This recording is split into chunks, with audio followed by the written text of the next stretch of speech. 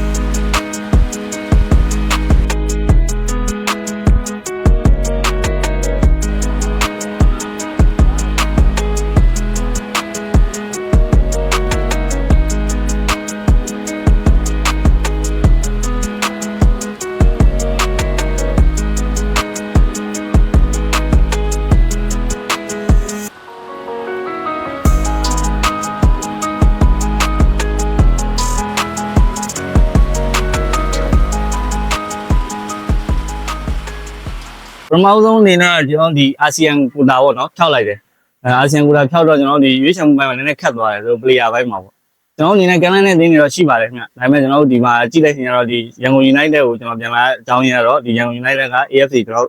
ခဏမှဝင်သားရမယ်ပြီးရင်ကျွန်တော်ဒီနေ့တော့လည်းပြင်ဆင်မှုအားကောင်းတယ်ကျွန်တော်လိအနေနဲ့လည်းအဲကြောင့်ပြန်ဆိုင်မှုပြင်းထန်တယ်အဲလည်းကျွန်တော်ကြောပြန်ဒီအသင်းကိုပြန်လာတာဆက်နေတဲ့ဆုံးဖြတ်ချက်ကတော့ဒီပထမတော့ဟိုဘက်တင်းလည်းပြန်ခေါ်ပါတော့ဒီပြန်ခေါ်ရချိန်မှာလည်းတော့စဉ်းစားချိန်မှာလေဒီမှာ AFC ကံမှုအရင်နီးစပ်နေကျွန်တော်တပွဲကျုံးလိုက်ရင်ကျွန်တော် AFC ကစားခြင်းပေါ့နော်ကျန်တဲ့ပွဲတော့တိတ်စိတ်ဝင်တော့ AFC အရင်ကစားခြင်းအရင်နဲ့လည်းကျွန်တော်ပြောဦးပါ AFC ကစားခြင်းနဲ့အိမ်မက်ရှိရအဲ့တော့မကစားတာလည်းကြာပြီတော့အဲ့လိုမျိုး AFC ပြန်ကစားခြင်းပြန်ရွေးပြစ်သွားတော့ကျွန်တော်တို့ AFC လည်းကမ်းမယ်လို့လည်းယုံကြည်ပေါ့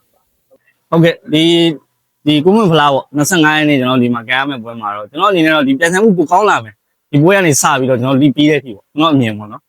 ပြန်ဆိုင်မှုကတော့ ready ဖြစ်နေပါပြီခင်ဗျကျွန်တော်တော့ဟုတ်ဒါကတော့ကျွန်တော်တို့ဒီပေါ့နော် community ရှိပေါ့အဲ့လိုမျိုးဆိုတော့လေဒါဟိုအရင်ဒီလိုမျိုးပြန်ဝင်မလို့ရဆိုကြာပြီလေနော်ကျွန်တော်တို့ဟိုအရင်ကတော့ကျွန်တော်ကစားလိုက်တယ်အောင်2018ရက်ရောက်ကျွန်တော်ကစားလိုက်ပြီအဲ့တော့ဒါလည်းကျွန်တော်တို့ဒီအစကောင်းမှနှုံးသေးကြအောင်လို့နော်ကျွန်တော်ဘယ်လိုပဲဖြစ်ကျွန်တော်ဒီဒိုင်းလေးတော့ရကျင်တယ်ကျွန်တော်ရဖို့လည်းစူးစမ်းနေကြတယ်ဟုတ်ခုနကကျွန်တော်ပြောလို့ပဲအသင်းတိုင်းပြင်ဆင်လာတယ်ဒီနောက်အသင်းတစ်ဖြစ်တဲ့ရန်ကုန်စီးလည်းပြင်ဆင်တယ်ရှမ်းလည်းပြင်ဆင်ရန်ကုန်လည်းပြင်ဆင်ရန်နာပုံလည်းဒီ foreigner တွေပြန်ခေါ်လာတယ်ဒီနေ့ကတော့ဒီအသင်းကြီး၄-၅သင်းလောက်ပေါ့နော်ဒဂုံစားလို့ပါတယ်ဆိုတော့တော်တော်များများပြင်ဆင်မှုပြင်းထန်လို့ကျွန်တော်မြင်ပါတယ်ခင်ဗျဟုတ်ခုနကပြောဒါကတော့ဟိုကစားသမားတိုင်းကတော့ဒီဘယ်လိုပြောမလဲ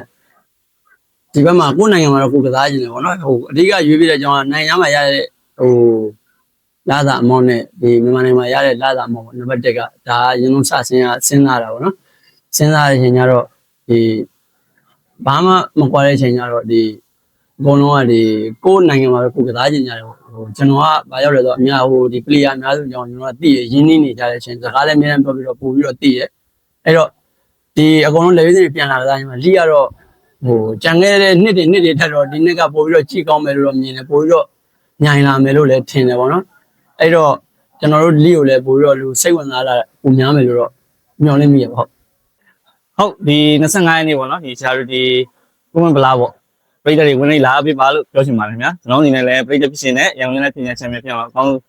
ချင်းမြန်ကစားမယ်လို့ပြောချင်ပါတယ်ခင်ဗျာကျွန်တော်ဒီ25ရက်နေ့ကြာမှာเนาะဒီကျွန်တော် community Shan United နဲ့ကစားမယ်ဒီတိုးနာပေါ်မှာညနေ9:00နာရီပေါ့နော်ကျွန်တော်တို့အသင်းကိုလာရောက်အားပေးကြပါအောင်လို့ဖိတ်ခေါ်ပါကျွန်တော်ဘက်ကလည်းအကောင်းဆုံးကြိုးစားနေပါဟုတ်